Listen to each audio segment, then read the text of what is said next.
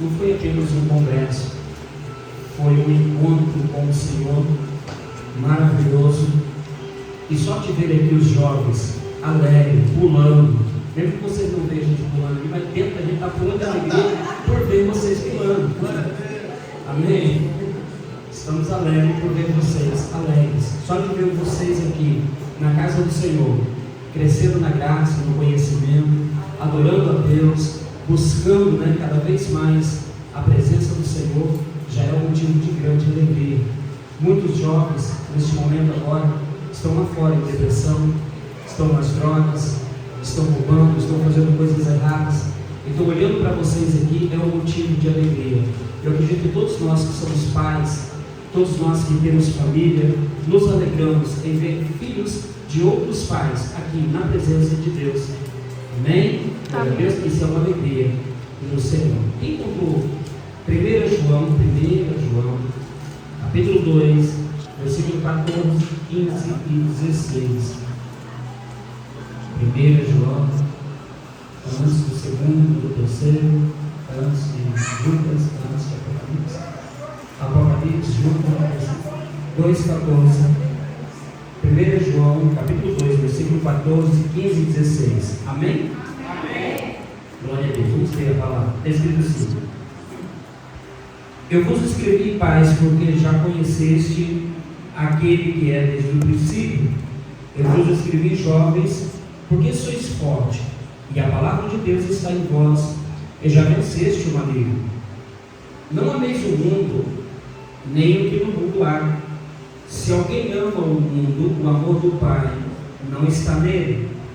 Porque tudo o que há no mundo, a concupiscência da carne, a concupiscência dos olhos e a soberba da vida, não é do Pai, mas do mundo. E o mundo passa, e as suas concupiscências, mas aquele que faz a vontade de Deus permanece para sempre. Amém? Coloque sua mão no seu coração assim e feche os teus olhos, abrindo o seu coração e fechando os teus olhos e falando com o Espírito Santo neste momento, agradecendo a Ele. Pai, em nome do Senhor Jesus, nós te agradecemos pelo Senhor nos receber em tua presença. Te agradecemos pelo mover que o Senhor fez, ó Pai, neste fim de semana que passou, nesses 2 dias de congresso. Te agradecemos, ó Pai querido, pelos jovens que o Senhor tem dado e por todos aqueles que o Senhor vai trazer, meu Pai. Te agradecemos, ó Pai querido, por aqueles que o Senhor já batizou com o teu Espírito, e nós cremos que o Senhor ainda irá batizar mais jovens com o teu Espírito, ó Pai. Te agradecemos por tudo e te pedimos, Pai, continua conosco, cada jovem, cada pai, cada mãe desses jovens, cada um dos que estão aqui, Senhor, meu Deus, cada um dos servos do Senhor na tua igreja, precisa do Senhor, depende de ti, Senhor. Pai, nós te glorificamos, em nome de Jesus, amém, e glória a Deus. Pode se sentar. Glória a Deus. Louvado seja o nome do Senhor. Irmãos, lemos esse texto aqui, e quem escreveu aqui foi João, o apóstolo João. O apóstolo João, nós lendo a história, os evangelhos, nós vamos entender que ele é o mais novo dos apóstolos escolhido por Deus. Então nós vamos por Jesus, porque nós vamos ver ali que ele é um jovem, amém? É um jovem, é o mais jovem dos apóstolos que Jesus escolheu, um jovem. Então ele teve que também deixar coisas para trás, como os jovens hoje precisam deixar muitas coisas para trás. Talvez nós vamos comparar o apóstolo João da época dele e agora os jovens da época de agora. Muitos vão dizer assim: olha, mas a tecnologia hoje nos atrai mais. Naquele tempo não havia tecnologia, naquele tempo não havia tanta coisa neste mundo que atraía tanto, tá certo? Mas havia outra coisa chamada opressão.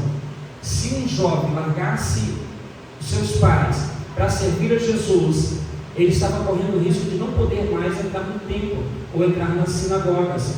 Ele estava correndo o risco de ser expulso das sinagogas. Eles não poderiam já estar nas sinagogas, porque os fariseus naquele tempo, os líderes religiosos naquele tempo, falavam: olha, se alguém for seguidor de Jesus, já não pode estar conosco na sinagoga. Então eles corriam um risco assim, amém? Então ele teve que deixar muitas coisas para trás que ele amava para servir a Jesus Cristo. Lendo aqui o texto, nós vamos observar o conselho que o apóstolo João, agora já não mais jovem, mas já velho, está descrevendo aqui e aconselhando os jovens. E o primeiro ponto que ele vai dizer é o que? Sois forte. Sois forte por quê? Porque a palavra de Deus está em vós. Por que sois forte? Porque a palavra de Deus está em vós. Porque você negou coisas deste mundo e teve o interesse de buscar a palavra de Deus para dentro de você. Quando você, primeiro ponto, sois forte, repita comigo, jovens fortes. Jovens fortes, Cheio da palavra, com poder, para rejeitar o diabo. Olha só, sois forte porque a palavra de Deus está em vós e venceste o maligno. Venceste o maligno porque sois forte? Não, venceste o maligno porque a palavra de Deus está em vós. Sois forte porque rejeitou o mundo, buscou a palavra de Deus está em vós, e agora por causa disso venceste o maligno. Então nós temos 3 passos aqui a observar, e são 3 passos que João também passou lá atrás. João teve que decidir, ele teve que decidir a deixar que os olhares o acusassem, independentemente da acusação, talvez de familiares. Provavelmente ele tinha dos seus familiares alguém que ia na sinagoga, e talvez até aconselhava, dizendo: não vai, João, com Jesus, se você for, você não vai poder estar livremente na sinagoga, você não vai ser bem recebido. Então ele deixou de ser bem recebido na sociedade dele, daquele tempo, para ser recebido no reino dos céus. Deixou de ser recebido pelos homens que não conheciam Deus, para ser recebido por Cristo Jesus. Amém? Então os jovens, o conselho que eu dou hoje como pastor, para observar João e seguir, qual é o primeiro passo? Lutar com toda a sua força para não ser atraído pelo mundo, negar as coisas do mundo. O versículo 15 diz: olha, para deixar o mundo, deixar o amor que está no mundo. Por quê? Porque a concupiscência da carne, a concupiscência dos olhos, essas coisas não é do Pai. Amém? Aquele que ama o mundo e as coisas que no mundo há, o amor do Pai não está nele. Aqui uma decisão. Eu estou feliz por ver cada jovem aqui, mas muito mais feliz por ver cada um se esforçando nas 3 horas da manhã, orando ao Senhor. Muitos jovens nos procurando, falando: pastor, me ensina a palavra. Eu quero a palavra de Deus, eu quero aprender mais da palavra, eu quero crescer no Evangelho. E isso é muito bom, porque quando você diz eu quero a palavra, você está disposto a deixar qualquer coisa pela palavra. Vira para alguém que está do seu lado e fala: você está disposto a deixar alguma coisa pela palavra? Porque a guerra é essa aqui. A guerra é deixar algo pela palavra. Há uma batalha, há uma guerra na sua mente, uma guerra na sua carne, uma guerra à volta de você, para que você possa travar essa guerra e escolher a palavra. Qual é a batalha que você tem? Nos sentimentos, nos pensamentos, coisas que você lembra, coisas que você sente, coisas que te falam, coisas que você muito quer e você sabe que não pode.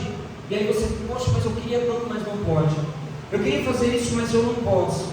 Por quê? Porque na verdade eu preciso fazer a vontade de Deus. Fazer a vontade de Deus, nós temos que militar contra a carne para fazer a vontade de Deus. O apóstolo Paulo, em Gálatas, capítulo 5, versículo 19 em diante, vai falar que o Espírito milita contra a carne e a carne contra o Espírito. E isso não depende de idade. Isso são todos que decidem chegar a Deus. Essa guerra é travada. E deixa eu avisar aos jovens: não vai acabar só quando Jesus voltar. Alguém com 90 anos de idade ainda tem guerra na carne. Tem guerra na carne, tem soberba, tem orgulho, tem inveja. E pior, às vezes quando vai ficando velho, vai ficando mais apurado ainda o caráter maligno. Parece que os troços vai ficando mais aflorado. Inveja, ciúme, um monte de outro troço. Vai ficando cada vez pior na velhice. É verdade. Na velhice. Eu estive no Brasil agora há pouco tempo. Eu estive olhando lá e falei: meu Deus, olhei para meus pais. Eu só vi o caráter deles mesmo ali. Eu já não vi mais a capacidade e a habilidade deles. Eu vi só o caráter deles. E olhei outras pessoas da idade deles, já na velhice, e eu vi somente o caráter daquelas pessoas. Quem era invejoso, quem era confusento era confusento, quem era maldizente era maldizente. E não tinha mais quem livrava eles dali, porque agora eles já não tinham mais a habilidade de rejeitar o mal. Então, jovens, vocês hoje têm uma oportunidade. Qual? Porque vocês têm capacidade, vocês são fortes. Nós somos jovens, somos fortes. Hoje vocês podem rejeitar verdadeiramente todo o caráter que vocês receberam de forma hereditária, todo o caráter que foi implantado, talvez por algum tipo de ensinamento, tudo isso vocês podem rejeitar agora. Na velhice, muitos já não conseguem. Quem já conheceu alguém bem velhinho, mas bem ranzinho? Quem já conheceu? Tenta convencer um velhinho ranzinho a largar de ser ranzinho. Não vai largar mais. Vai largar? Já viu algum velhinho largar de ser ranzinho? Já viu? Hã? Já viu alguém com 70, 80 anos de idade, ranzinho? Ele fala, Deus vai transformar, vai ficar mansinho, vai ficar um adorador mansinho. Vai, não dá. Já viu alguém ser feito assim? Hã? Não, por quê? Porque não foi trabalhado no caráter durante a vida daquela pessoa. Na velhice só vai sobrar isso. Então os jovens hoje têm a oportunidade, durante o tempo ainda como vocês é jovem, vocês têm a oportunidade de verdadeiramente usar a força que Deus deu, rejeitar mesmo a concupiscência deste mundo, as coisas deste mundo, e buscar ser cheio da palavra de Deus. Vocês cheios da palavra de Deus, vocês vencem o maligno. Cheio da palavra de Deus, vocês realmente vencem o maligno. Só uma coisa pode vencer o maligno: a palavra de Deus. Nós não podemos vencer o maligno com a nossa carne, com a nossa inteligência, com algum tipo de sabedoria que temos, algum tipo de esperteza, algum tipo de entendimento natural. Ninguém vence o maligno assim, é impossível. Não dá para vencer o maligno assim. Por quê? O mesmo apóstolo João, no capítulo 3, no versículo 8, ele vai dizer o quê? O Filho de Deus se manifestou para destruir as obras do diabo. Então quem se manifestou para destruir as obras do diabo foi quem? Foi o Verbo de Deus, foi o Filho de Deus, foi Jesus. Se nós somos cheios da palavra de Deus, cheios de Cristo Jesus, verdadeiramente as obras do diabo serão desfeitas. Amém? Glória a Deus. E como é que dá esse passo para ser cheio da palavra de Deus? No versículo 1, capítulo 2, vai começar um conselho dizendo: meus filhinhos, estas coisas eu vos escrevo para que não pequeis. Mas se alguém pecar, lembre, há um advogado para com o Pai, Jesus Cristo justo. Ele é a propiciação pelo vosso pecado, e não somente dos nossos, mas também pelo de todo o mundo. E nisto sabemos que conhecemos, se guardamos os seus mandamentos. Se guardamos o seu mandamento. Aquele que diz eu conheço e não guarda os mandamentos é mentiroso.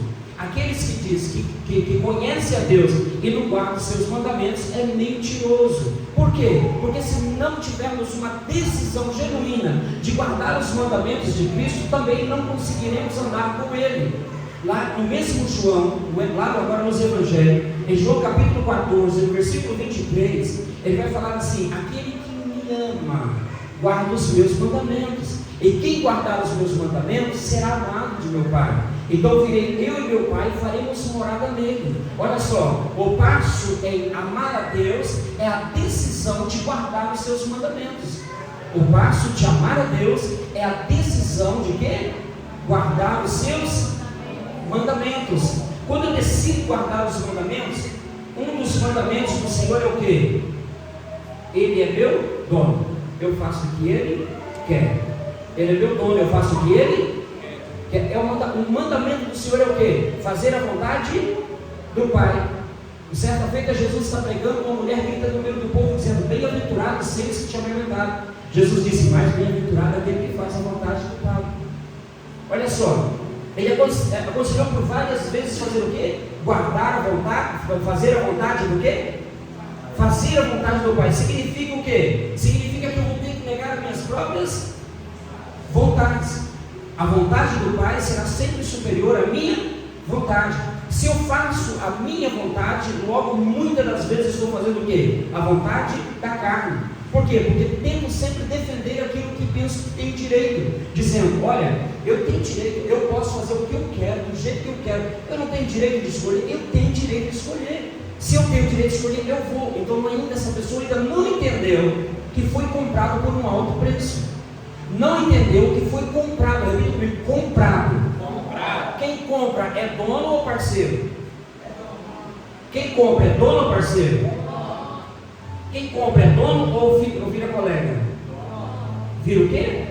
Dono. Se ele é dono, o dono faz com que aquilo que ele comprou o quê? O que ele quer. Amém? Então, se nós temos um dono, e nós sabemos que o nosso dono é bom, foi o que nos criou e nos quer bem, nós sabemos o quê? Que fazer a vontade dele é nosso dever, é nossa obrigação. Guardar os mandamentos é ter a decisão dentro de si em fazer a vontade de Deus.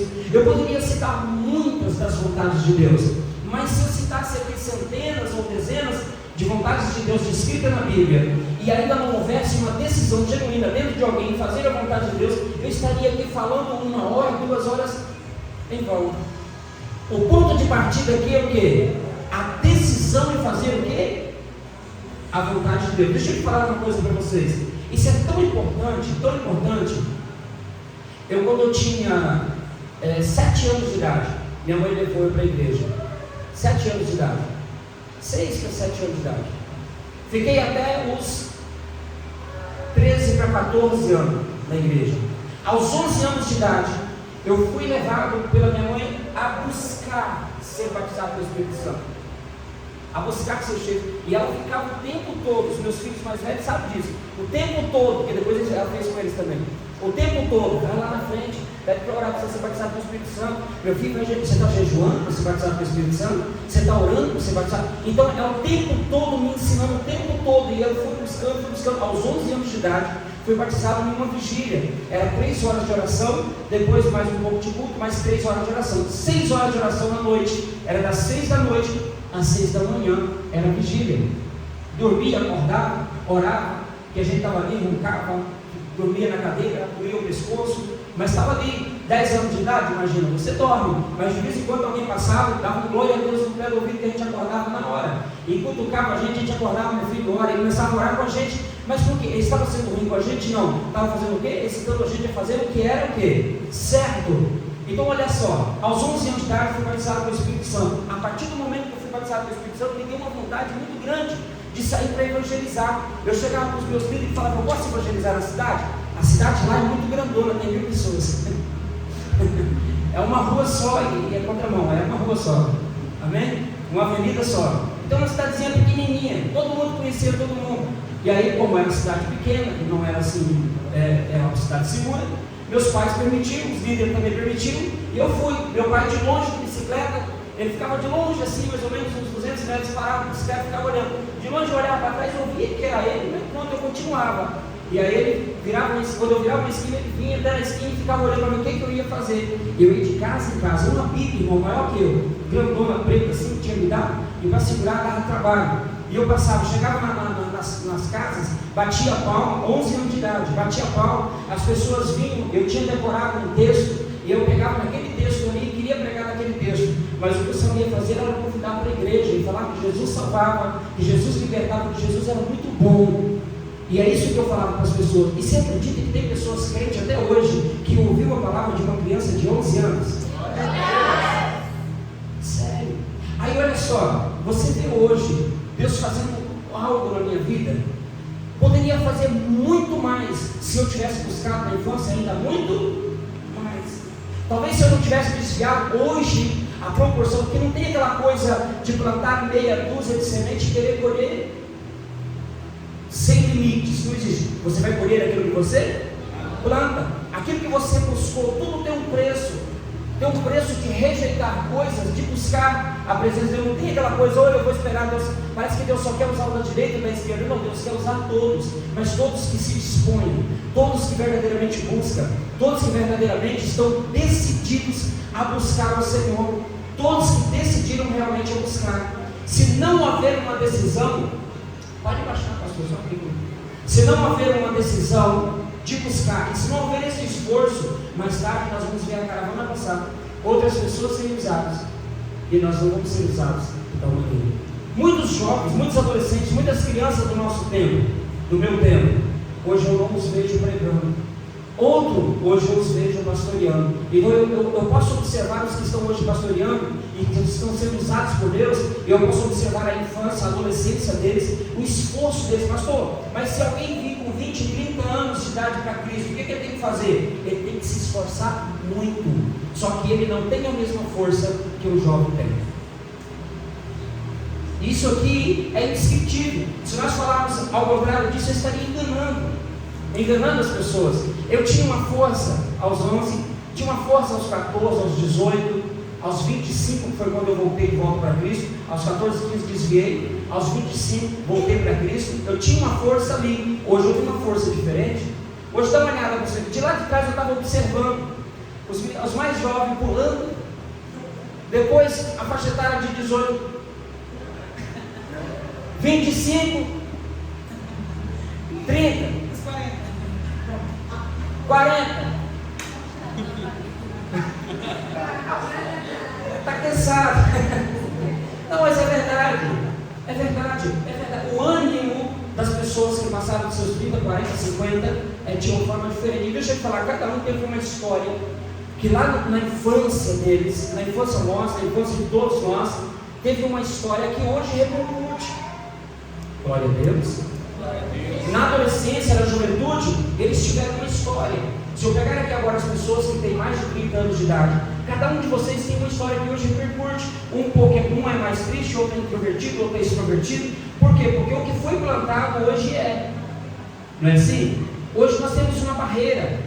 Na nossa cidade, hoje nós temos uma barreira de tentar quebrar alguma coisa, também cavar e ser algo mais em Cristo. Nós estamos aqui não vivendo a nossa realidade, estamos vivendo a realidade do reino. Glória a Deus. Só que para viver a realidade do reino, nós temos que lutar contra a nossa realidade. Amém? Nós temos que tentar ultrapassar a nossa realidade. Não é muito fácil. Não é muito fácil. Amém? Glória a Deus.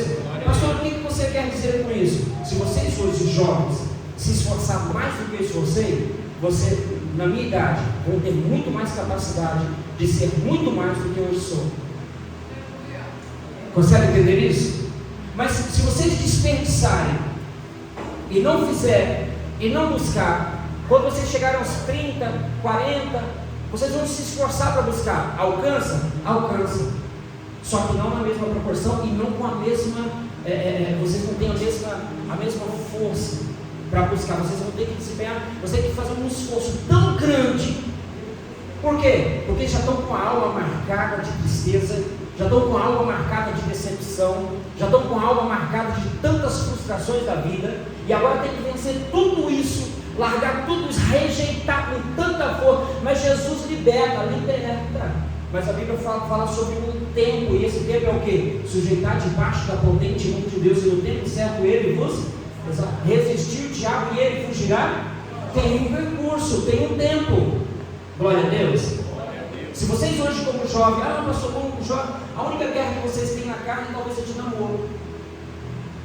A maior guerra, namoro e redes sociais. Agora vamos colocar aqui os mais velhos. Seguro, extensão. Aluguel, conta atrasada no banco, imposto de selo, vamos colocar aqui tá? A compra do mês, a água, a luz, e se não trabalhar, não consegue, aí aquele corpo de 40 anos de idade tem que sair de manhã cedo, tem que trabalhar, se desgastar, e depois quando chegar à noite tem que fazer o quê? Se quiser ter unção, buscar. Por quê? Porque o trabalho secular não dá unção. E aí, será que vai ter a mesma disposição, a mesma força que o jovem? Não deve. Glória a Deus. Então vocês têm uma oportunidade muito grande. Muito grande. Estou te dando um conselho. Já passei por esta fase de idade. E eu estou hoje o quê? Aos 45 anos de idade. Estou jovem ainda. Mas se for para mim começar a buscar o que eu tenho hoje, meu irmão, conseguia não, hein? Conseguia não, porque para buscar eu dobrava o joelho 6 da manhã e largava 6 da tarde. Hoje, se eu dobrar 6 da manhã, 9 eu estou dormindo. Depois eu acordo no meio-dia, começo a orar de novo, lá para as 2, 3 horas eu estou dormindo de novo. Pastor, isso é pecado? Não, isso é cansaço. É cansaço. É verdade ou não é? É assim ou não é? Quem trabalha no secular é assim, não é? Você consegue dobrar o joelho 3 horas da manhã, orar e aquela coisa toda, e depois de manhã cedo levantar cheio de disposição, um dia, 2 dias, uma semana, um mês, 2 meses. Você consegue fazer isso aqui? Consegue fazer? É fácil isso? Se para vocês que é jovem não é fácil, no corpinho de 30, 40, aqui não vai ser tão assim. Glória a Deus. Eu tô, aos irmãos aqui da minha idade, eu estou falando a verdade ou mentira? É verdade, Luizano? É verdade, Príncipe Marcos? É verdade, Pastor Noel? É verdade, Carlos? Cadê? Nelson, é verdade? Não, a nossa sorte é que os levitas é jovem, irmãos, senão nós estávamos enrolados com vocês. A nossa sorte é que os levitas é jovem, pode pular ainda. Se fosse a gente tocando ali no seu lugar, aí ficava, pula, tira o pé do chão. Por quê? Irmão, você consegue entender a realidade da vida? Eu estou falando de duas realidades. Você sabe o patamar que nós alcançamos depois de uma certa idade? Já é uma questão de uma maturidade. Entramos diante de Deus, temos visões, temos palavras, pregamos palavras, conselhos, instruímos, oramos por cura, por libertação. Fazemos tudo isso? Fazemos, mas a dinâmica de ir, de levantar, de buscar, se for para começar, meu irmão, aos 30, 40, 50 anos de idade, se for começar no Evangelho nessa idade, não é impossível, mas também não é fácil. Não é fácil. Se alguém, olha, eu tenho certeza que quantos aqui já viu lá no Brasil aquelas senhorinhas de 80 anos de idade subindo um monte e descendo um monte? Quantos já viu? Já viu? Já? Quantos anos ela começaram no Evangelho? Quando era criança, não era assim?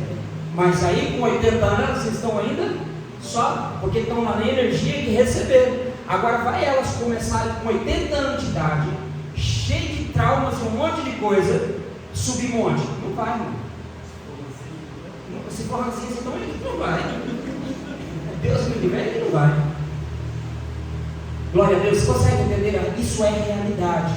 Isso é realidade. O Evangelho não vem para maquiar uma coisa e mostrar para os jovens dizer assim, vão lá, que tudo é fácil, tudo é um ritmo fácil, pois não. Vem para despertar dizendo, jovens, vocês são fortes, porque vocês já estão aqui, estão buscando a palavra, certo? A palavra está em vocês. Enche da palavra, que com isso vocês vencem o quê? O maligno. E verdadeiramente lá na frente, vocês não vê o quanto valeu a pena vocês encherem quando era jovem. Sabe, depois que vocês estiverem com 40 anos de idade, pregando e anunciando o Evangelho, fazendo coisas que outros não conseguem fazer, aí eu vou falar para você, ó, parece que Deus escolheu eles e não escolheu nós. Não, todo mundo teve a juventude, só que nem todo mundo chegou a Cristo na juventude. Há um preço, glória a Deus. Há um preço. Nós temos um tempo de vida agora, um percurso de vida, todo mundo tem, amém? Até a morte. Se nós não buscamos agora, como é que será a eternidade? Aí quando chega na eternidade, vai querer ter a mesma vantagem dos que buscaram? Vai ter, pastor Wilson? Não. Se buscou agora no percurso de vida ao Senhor, buscou a remissão, buscou verdadeiramente crer em Cristo Jesus, buscou para ser perdoado dos seus pecados, verdadeiramente, na eternidade vai ter o quê? Uma vida eterna. Aí chegando lá, aqueles que não buscou, vai ter a mesma vantagem? Vai ter a mesma vantagem na eternidade? E se eles tentarem, vão conseguir? Por quê? Porque o tempo passou. O tempo passou. Glória a Deus. E o tempo vai passar para todos. O tempo passa para todos. O tempo passa para todos. Se buscar enquanto tem força e enquanto pode achar, está aproveitando as oportunidades que nos dá. Se deixar esse tempo passar, deixa eu te falar uma coisa. Chega uma idade, não adianta querer falar com Deus em promessas. Uma vez um senhorzinho de 53 anos de idade virou para mim e falou assim, irmão, logo quando eu vim para Cristo, irmão, desde os meus 17 anos de idade, Deus fez uma promessa que eu ia viajar aos 4 cantos da terra e eu ia pregar o Evangelho. Eu falei para ele, o senhor não foi? O senhor não foi por quê? Eu estou esperando. Eu falei, dos 17 anos que eu tenho a promessa e não foi até hoje? O que o senhor está esperando? Está esperando o quê? Consegue entender? Repita comigo, que Deus me dá. Eu tenho que aproveitar para receber agora. Deus pode dar, Deus deu essa oportunidade o quê? A todos. Amém? A Bíblia diz que os sinais seguirão a quem? Alguém? A quem? E existe um tipo de crença em ação? Não. O crer é o quê? É a junção da fé e a obra. A fé com a obra é o mesmo que crer. Se alguém for chamado para a obra e não trabalhar, mas dizer que acredita, ele crê? Ele está crendo? Não. É como um filho e um pai que, quando está o filho em uma altura, uma certa altura, pequenino, e o pai diz: você acredita no pai? Acredita, então pula. Aí ele olha para a altura, olha para o pai e fala: Mas você acredita no pai? Eu acredito, então pula. Não. Por quê? Porque ele sabe, ele tem medo de quê? Do pai deixar cair e ele se machucar. Então os sinais seguirão a quem? Aos que crerem. E crer, ação de buscar, de se entregar verdadeiramente. Isso aí é verdadeiramente o fruto de quem crê. É pelas obras. Amém? Salvação é pela obra dele, é pela graça, é pela obra dele. Mas tudo que você alcança dele, dons, capacitação, é por obra, é por esforço, é por sacrifício, é por dedicação, é por rejeitar as coisas do mundo, é por decisão. Não tem esse negócio de ficar esperando que vai quem caiu do céu for o diabo, irmão. A unção não cai do céu. A Bíblia diz que o reino é tomado por quê? Esforço. O reino é tomado por quê? Esforço. Em Lucas capítulo 17, versículo 20 vai dizer o quê? Que o reino não vem com a aparência visível, mas vem dentro de cada um de vós. Então é tomado por quê? Esforço. Tem que haver esforço. Mas lá na minha igreja, o povo, vamos supor, aqui graças a Deus, todo mundo é chamado para jejuar e para orar, que é uma forma de incentivar-nos cada um a buscar e ter do Senhor. Amém? Mas vamos supor que alguém está na igreja e fala assim: na nossa igreja o pessoal nem chama para jejuar. Não espere ninguém chamar para jejuar. Você quer ou não quer?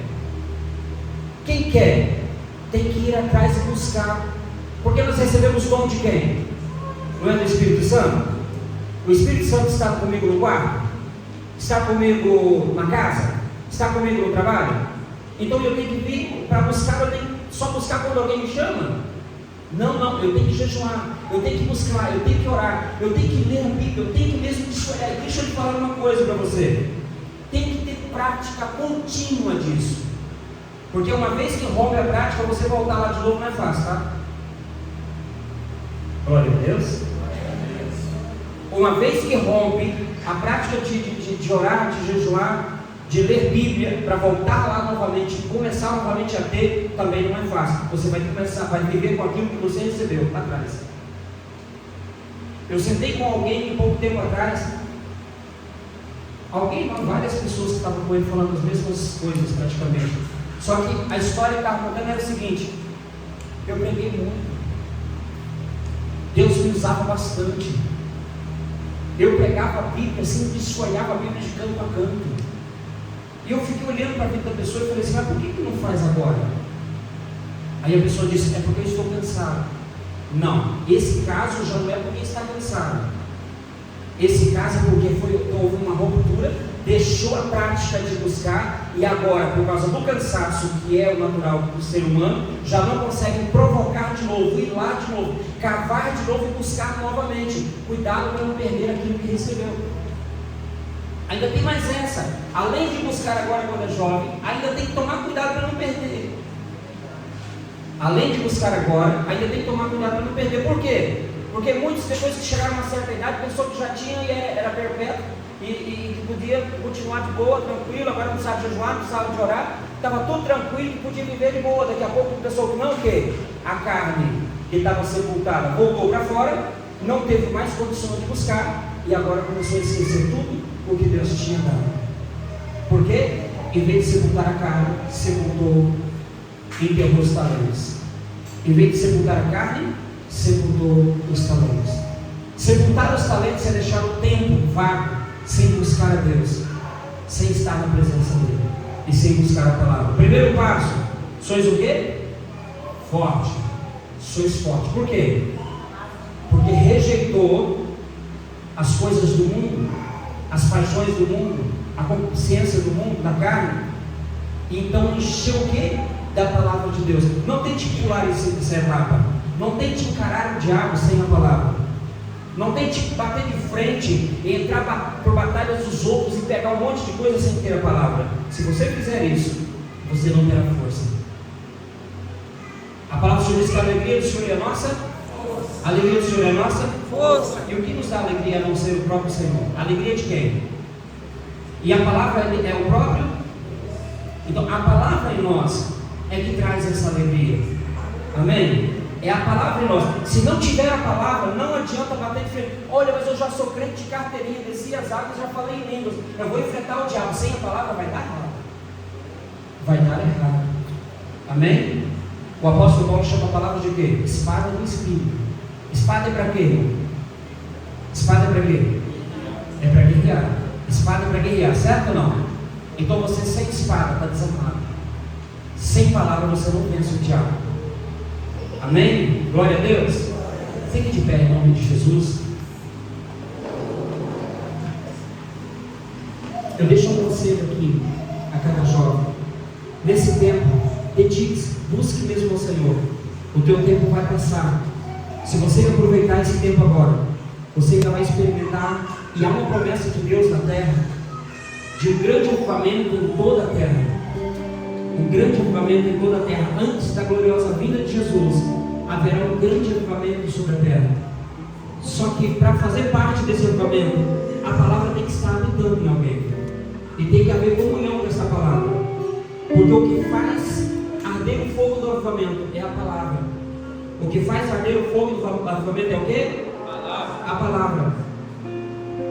Nesse tempo agora vai ser proposto, depois ele vai estar falando, tinha falando com o missionário já, vai ser proposto aos jovens de buscar, vai ter buscas mesmo mais intensas, de buscar os dons do Espírito Santo. Amém? Vocês vão buscar, vocês vão trabalhar por isso. Glória trabalhar para receber o dom do Espírito Santo. Vai trabalhar mesmo por isso. Amém? Glória a Deus. Quem quer receber? Glória a Deus. Vai Aleluia. trabalhar para receber o dom do Espírito Santo. Então, vocês buscaram na madrugada. Deus abençoou vocês no congresso? Amém. Abençoou ou não abençoou? Amém. Deus ouviu vocês ou não ouviu? Glória a Deus. Ouviu ou não ouviu? Amém. Glória a Deus. Então vocês vão buscar para receber os dons do Espírito Santo. Receber dons de falar em línguas. Receber capacitação para amar. E no mesmo texto que nós temos aqui, no versículo 9 e 10, vai falar que aquele que aborrece o seu irmão, aquele que tem intriga entre os outros, eles não conhecem a Deus. Quem aborrece o seu irmão não ama a Deus. Você vai ter que ter um coração livre para Deus. Repita comigo: Deus, me dá um coração, livre de mágoa, de rancor, que eu possa amar o meu irmão em nome de Jesus. Fala que eu posso amar o meu irmão em nome de Jesus. Eu quero orar por você. Bota a mão no seu coração. Pai, em nome do Senhor Jesus Cristo, Deus de Israel. Pai, eis aqui, Senhor, os teus filhos. Eis aqui os jovens, ó Pai querido. Hoje um culto especial, Senhor. Um culto, Papai querido, de ação de graça diante de Ti. Nós, ó Pai querido, te agradecemos por eles, mas nós te pedimos, ó Deus, neste tempo vem abrir, Senhor, meu Deus, meu Pai querido, as comportas sobre a vida deles, ó Pai, dando a eles dons, capacitação, levantando, Senhor Deus, os jovens, as jovens, ó Pai amado, na Tua presença, como profetas, profetisas do Senhor, dando dons a eles, ó Pai querido, e acima de tudo, Senhor, que a comunhão do Senhor com eles, Pai, seja uma comunhão genuína, que esse tempo agora possa, Senhor, meu Deus, meu Pai querido, através da vida desses jovens, muitas outras pessoas experimentar de uma glória, experimentar da Tua presença, experimentar como o profeta Isaías profetizou, meu Pai, que o Senhor, ó Pai querido, colocaria um sinal, Senhor, e os enviaria, Senhor, meu Deus, aos quatro cantos da terra, para anunciar a glória do Senhor. Este sinal é do Teu Espírito, ó Pai. Enche eles do Teu Espírito Santo, enche eles do Teu Espírito Santo, ó Pai, enche eles da alegria, enche eles do Espírito Santo, meu Pai. Blinda a mente deles, blinda o coração deles, blinda, Senhor, meu Deus, os sentimentos deles, ó Pai, em nome do Senhor Jesus. E por onde eles passarem, Senhor, outras vidas sejam transformadas, outras vidas sejam libertas, outras vidas sejam tragas para a Tua presença. Levante aqui, Senhor, meu Deus, pessoas como João, que, Senhor, meu Deus, meu Pai querido, te amou e que o Senhor o amou tanto. Pessoas, meu Pai querido, como o jovem João, que reclinava, Senhor, meu Deus, a cabeça no peito de Jesus. Pessoas que aprendeu, Senhor, do lado de Jesus. Pessoas que aprendeu, meu Pai querido, como João, que aprendeu aos pés de Jesus. Ah, Senhor de Israel, o que é amor, o que é verdadeiramente fazer a obra, o que é verdadeiramente viver na graça, no poder e na unção do Senhor, meu Pai. Ele mesmo ensinou, o apóstolo João ensinou, Pai, aquilo que ele recebeu, dizendo: e a unção que está em vós é verdadeira, e o ar não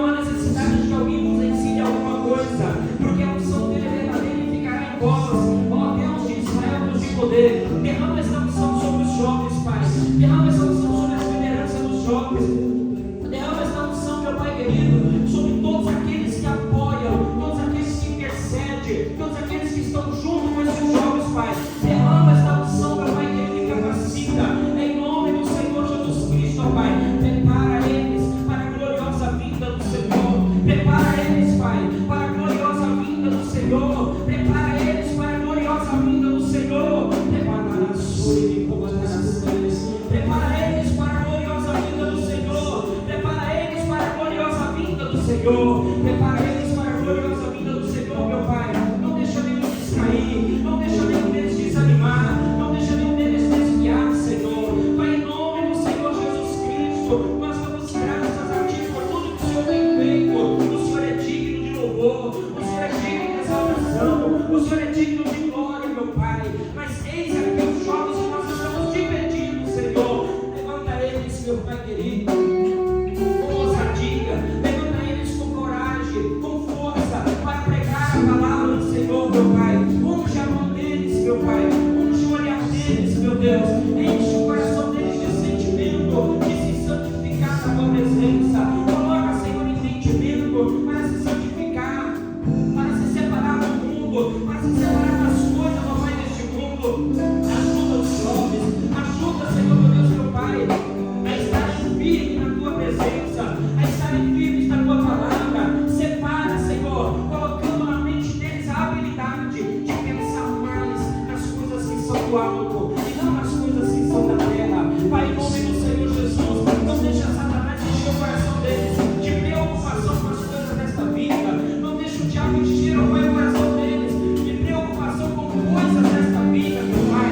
Em nome do Senhor Jesus, mas enche o coração deles, Pai, com a graça, com a unção, com a tua palavra, com a tua presença. Querido Espírito Santo, querido Jesus Cristo, Yeshua HaMashiach.